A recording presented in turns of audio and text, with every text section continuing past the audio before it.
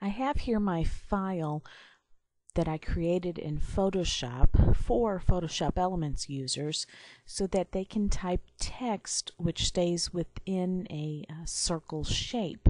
And I want to share with you quickly just how to utilize it. I have here another just new file that I've already created.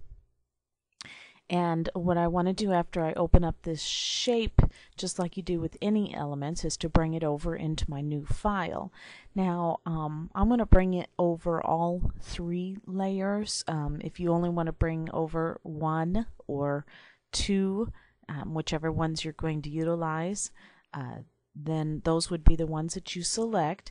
But I'm going to hold down my Control key and select all 3 of them. And if you just wanted, say, the frame and the text, you would only select those. Make sure my Move tool is the active tool. And then I'm just going to drag that over into my new layout. And then I'm going to close this out so that I don't accidentally mess up my form file. Okay, now I have this text here in my new file.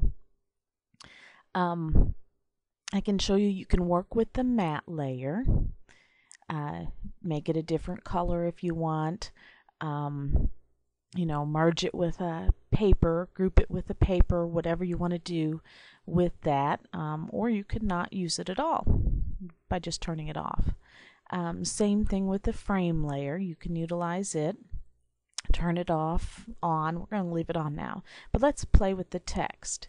The text layer is pretty easy to utilize. I'm going to get my text tool and just simply highlight all the text and hit delete. And then I'm going to begin typing my own journaling.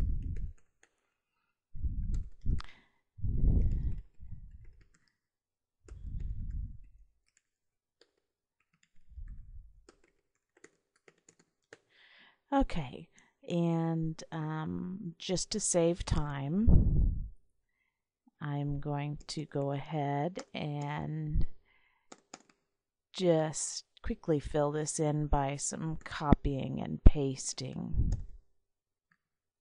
Oops.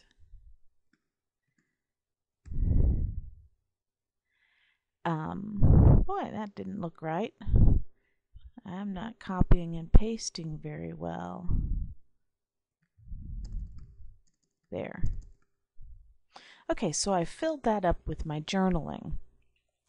And this, I can imagine, would look really well because you can see it doesn't actually conform right to the edges over here on the right hand side.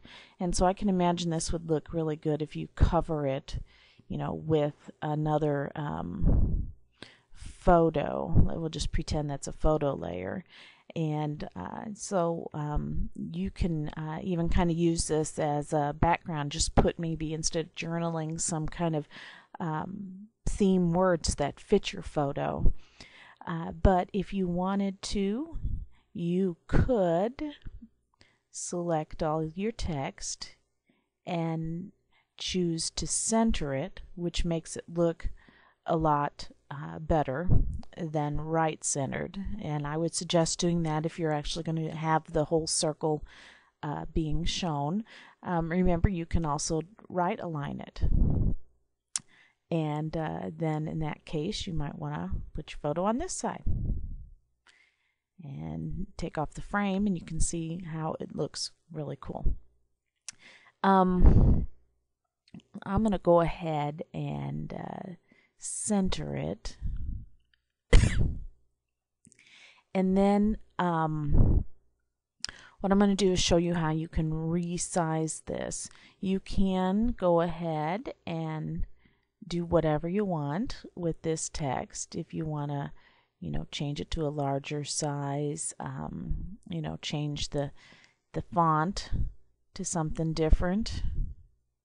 I don't like that font. There we go.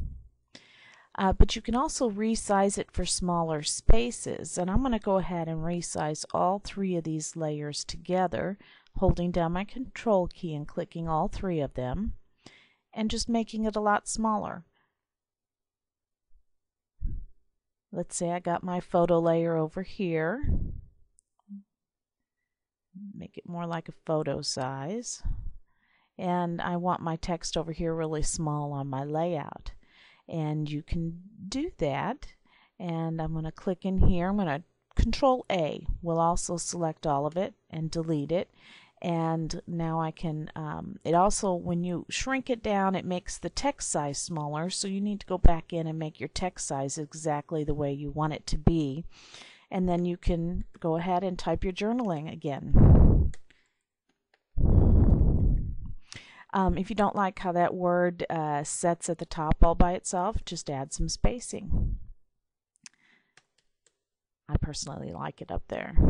And so that shows you how that you can resize this and make it any size to fit your layout, and very easy to use, applicable for many layouts and many different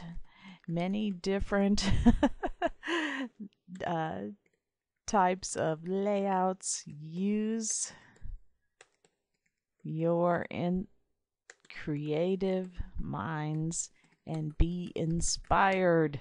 There you go. And so